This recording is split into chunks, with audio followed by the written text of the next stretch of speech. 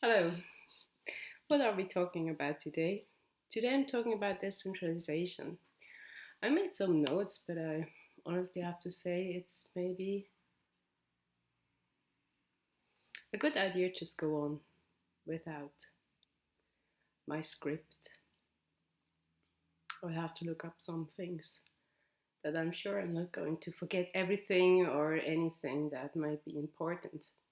And I want to start with a short story about what happened to me a couple of years ago. I was in the flat. I was walking around, and I just wondered why can't I hear any noise? And so I went down the gangway, went to the kids' room, was looking around and couldn't see anyone. So I was asking, "Where are you?" And I heard a voice answering, "Here." So I stepped into the room, and I saw the kid between the table and the window, sitting on the floor. And I was asking, "What are you doing there?" And the kid said, "Oh, I'm wired. I run out of battery." When you have kids, you don't have your device all the time with you. You try to interact to be human, not technic. And as time goes by, the kids grow, and then you are focused again on you. You can carry your device anywhere, anytime. And now, a couple of years later, I can say that I am wired too, at least once a day. I think this is the short story that describes transformation into decentralization in the right words.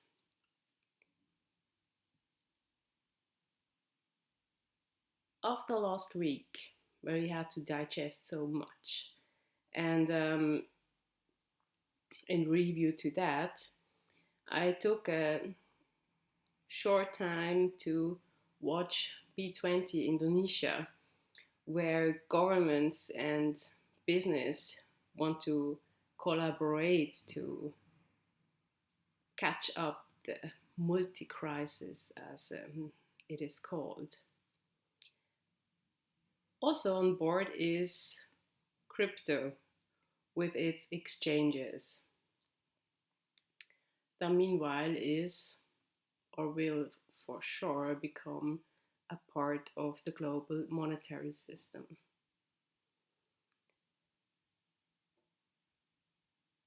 This is where the narrative is coming from and is dominated.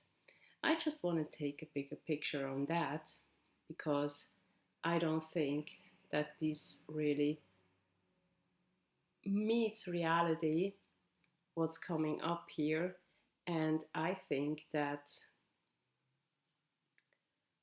it doesn't serve the purpose what we want to achieve with decentralization and, of course, transformation.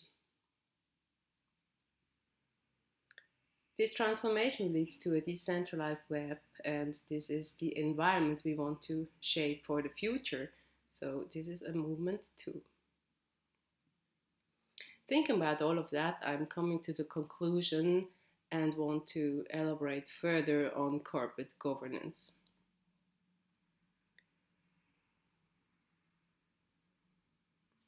Is a key driver in this development, and even though that the crypto exchange is the entrance gate to a decentralized web,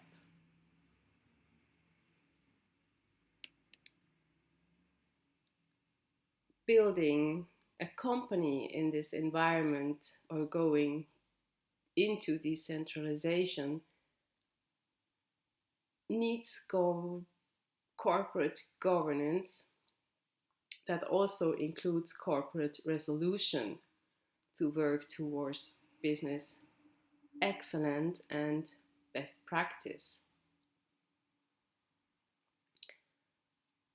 I think this can be achieved without any regulation. And finally, it's transparency and accessibility that is driving this community. Therefore, I suggest to have more analysts that focus on good practices and develop a framework that mirrors what a decentralized web can do and should be supposed to do, where I think this can become a better place in this world. But what does it mean for companies to be decentralized? Platforms that provide their technique, know-how, and to make this journey accessible, more safe and secure. So when we talk about corporate governance within decentralized web, and the young, the old, the small, the big players in this space, we are talking about cooperation. This leads to corporate resolution policy, to reduce interest collusion and to pursue information symmetry. So there's a lot about communication, and this market is accessible 24/7, 365. So this is a part of business excellence. And the framework of cooperation can harm and affect more than stakeholders or business partners. So meeting and action taking schedules allow beyond the own ecosystem to be prepared for major events.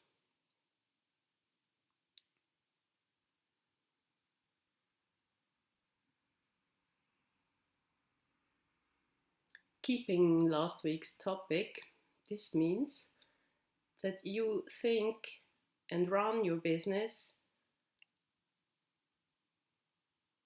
finally when it comes to financials like a bank. You do reconciliation once a day.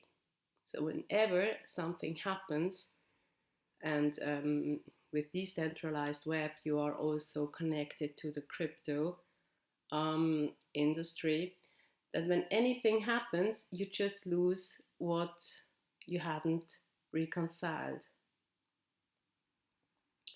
This will be a part of your daily routine.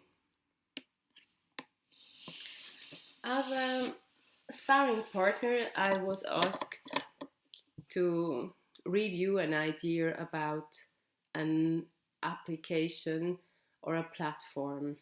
It was a great idea within healthcare, and for me it was important from the beginning or before anything starts to have few answers questioned. My roadmap to analyze an idea goes towards the 5 W's in marketing.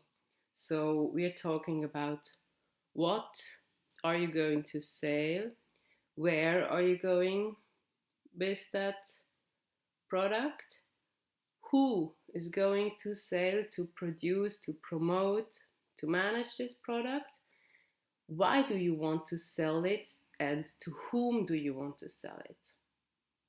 Why should this person buy your product?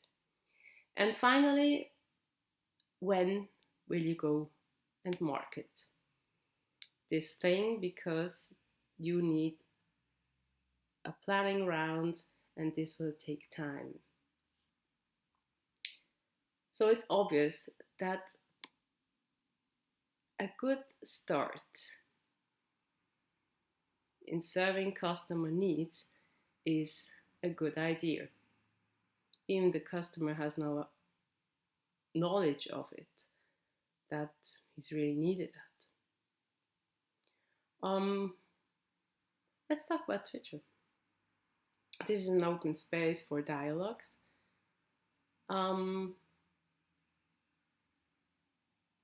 we have technology, and whenever it comes to technology, you have infrastructure costs, you have structural costs.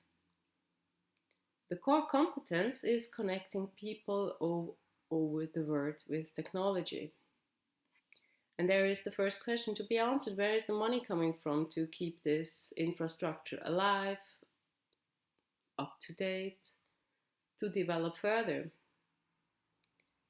You can do this, of course, with advertisement, but you really have to think about your product and to put your product into the middle of that. Is it really to become a platform for advertisement?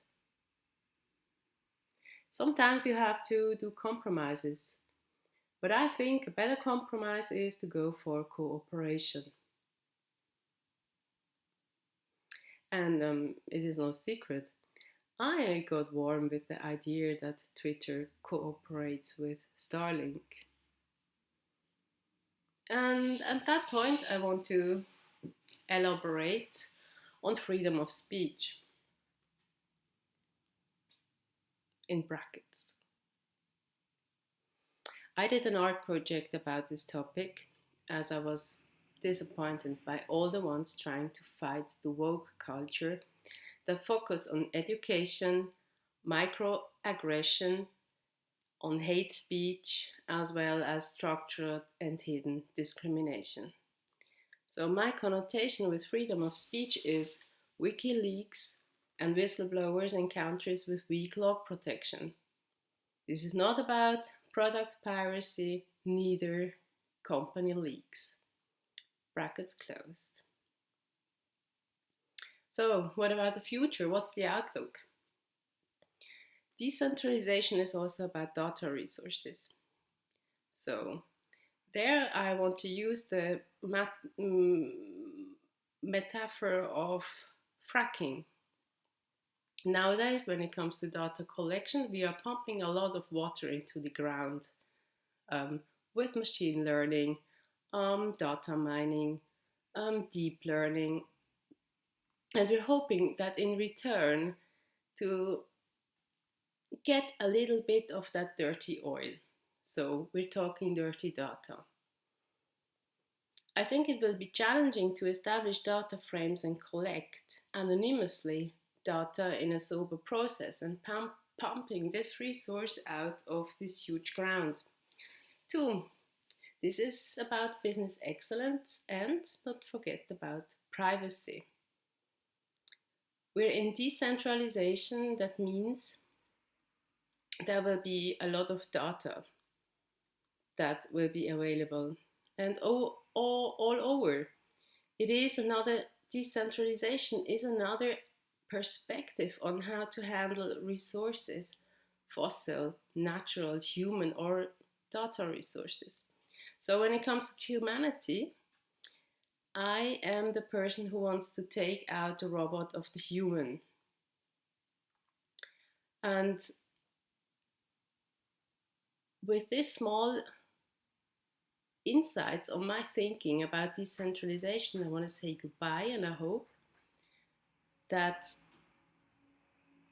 mankind access quality of life and wealth that is worth to be named like that.